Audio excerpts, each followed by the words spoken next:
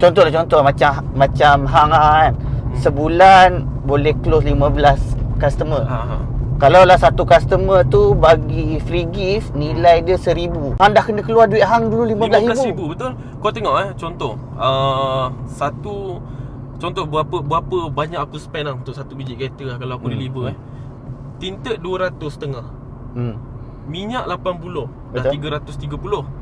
Free gift yang aku biasa bagi 10 merchandise Honda tu RM60, dah 390. Itu hang kena beli dengan Honda ke? Aku beli daripada kedai luar, bukan daripada Honda pun. Okey. So dah RM390. Payung lagi satu RM10, dah RM400. Itu hang yang bayar, bukan Aku yang bayar. bukan company bagi Aku yang kan. bayar. Maksudnya hang bayar dengan company, company keluarkan lah barang tu betul tak? Aku tak bayar dekat company pun. Company tak jual pun. Okey. Aku beli dengan memang company yang buat merchandise ni lah khas untuk merchandise. Lagi satu, sekarang ni orang pakai dashcam. Betul? Dashcam RM100. So total tadi dah dekat RM500, betul tak?